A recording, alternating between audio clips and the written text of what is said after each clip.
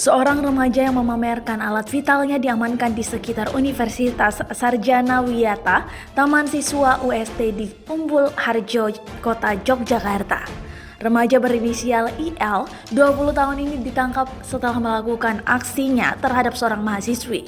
Saat dikonfirmasi, Dekan FKIP UST Nanang Bagus Subekti membenarkan peristiwa tersebut. Iya benar, itu hari Sabtu kemarin kurang lebih pukul 11.00 waktu Indonesia Barat, ujar Nanang Bagus Subekti saat dihubungi Selasa 10 Desember 2019. Nanang menyampaikan ada seorang mahasiswi menangis di pinggir jalan, tepatnya di belakang UST. Melihat hal itu, petugas parkir lantas mendatangi mahasiswa tersebut. Saat ditanya, mahasiswi menuturkan jika ada seorang pria yang menunjukkan alat kelaminnya.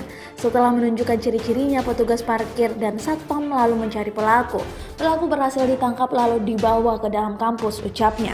Nanang mengungkapkan, pelaku berinisial IL usia 20 tahun. Pelaku masih berstatus sebagai pelajar paket A.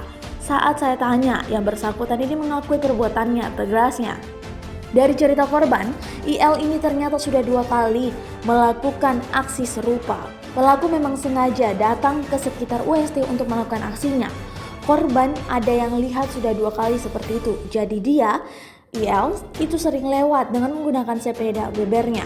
Menurutnya, saat dimintai keterangan, pelaku IL mengaku sudah sejak 2018 melakukan aksinya di sekitar kampus UST. Sudah 2 tahun pengakuannya, dia punya tipe, jadi tidak semua mahasiswi didekati, hanya yang sesuai seleranya, ujarnya.